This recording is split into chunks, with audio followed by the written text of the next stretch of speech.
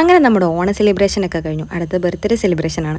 ഞാൻ വീഡിയോ എടുക്കുന്നുണ്ടോന്ന് കൂക്കോണം കറക്റ്റായിട്ട് വന്ന് ചെക്ക് ചെയ്യുന്നുണ്ടായിരുന്നു. ഈ തിരുവോണത്തിനൊക്കെ ബർത്ത്ഡേ ഉള്ളവരുടെ ഭാഗ്യവേ, എല്ലാ ബർത്ത്ഡേക്കും സദ്യ കഴിക്കാം അല്ലേ.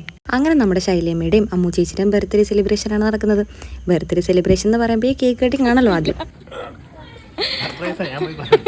അതിൻ്റെ ഇടയ്ക്ക് ബിനുവണ്ണൻ്റെ കുറെ കൗണ്ടറടി നമുക്ക് കേൾക്കാം. അവിടെ ചെന്നപ്പോൾ അമ്മു ചേച്ചിയും വീട്ടുകാരും എല്ലാവരും നമ്മളെ കാത്തിരിക്കുന്നുണ്ടായിരുന്നു. 2 കിലോയുടെ കേക്ക് എടുക്കാനായിട്ട് 20 കിലോയുടെ എക്സ്പ്രഷനാണ് ആദ്യം ബിനുവണ്ണൻ ഇട്ടത്. ക്യാമറ കണ്ടപ്പോഴത്തേക്ക് മാറ്റിയതെന്ന് തോന്നുന്നു. കൗണ്ടർ അടിക്കാൻ പ്രായം ഒരു തടസ്സമെല്ലാം തെളിച്ചുകൊണ്ടിരിക്കുകയാണ് ദേണ്ട ഈ അച്ഛൻ. ഇവരെല്ലാവരും ആ സമയത്ത് തന്നെ കളിയാക്കിയതാണെങ്കിലും നമുക്ക് തരുന്നൊരു സപ്പോർട്ട് ഉണ്ടല്ലോ. വീഡിയോ എടുക്ക്, ഞാൻ വീഡിയോ എടുക്കുന്ന പറഞ്ഞില്ല, ഷർട്ട് ഇട്ടുകൊണ്ട് വന്നതെന്നൊക്കെ പറയുമ്പോൾ തമാശയാണെങ്കിലും ശരിക്കും അത് കേൾക്കുമ്പോൾ നമുക്കും ഒരു സന്തോഷമൊക്കെ ഉണ്ട്.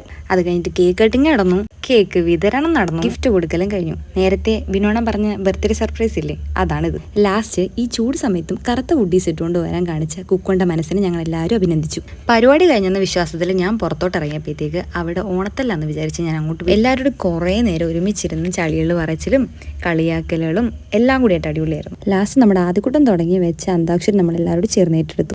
അവിടെ ഇരിക്കുന്ന ആൾക്കാരൊക്കെ ചില്ലറക്കാരല്ലെന്ന് എനിക്ക് അതോടെ മനസ്സിലായി. എല്ലാം കലാകാരികളാണ് ഗൈസ്. അപ്പൊ